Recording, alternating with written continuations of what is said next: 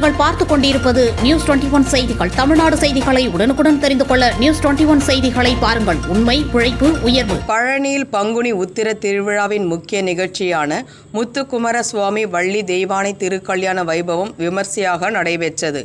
ஏராளமான பக்தர்கள் கலந்து கொண்டு சாமி தரிசனம் செய்தனர்.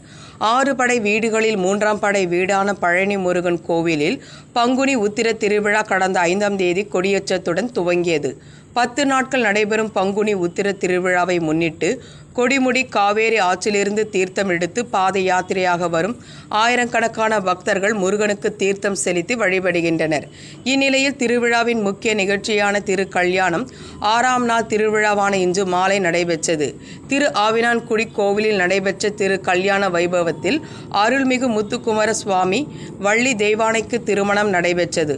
முன்னதாக அருள்மிகு முத்துக்குமர சுவாமி வள்ளி தெய்வானைக்கு பால், பன்னீர், சந்தனம், விபூதி, பஞ்சாமிர்தம், தேன், நெய் போன்ற 16 வகையான சிறப்பு அபிஷேகங்களும் ஆராதனைகளும் நடைபெற்றன.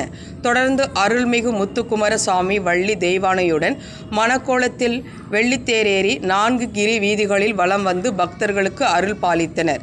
திருமண நிகழ்ச்சியில் ஆயிரக்கணக்கான பக்தர்கள் கலந்து கொண்டு அரோகரா கோஷம் எழுப்பியபடி சாமி தரிசனம் செய்தனர்.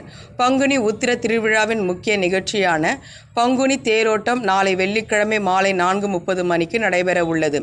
பக்தர்கள் பாதுகாப்பிற்காக 2000க்கும் மேற்பட்ட போலீசார் பாதுகாப்பு பணியில் ஈடுபடுத்தப்பட்டுள்ளனர்.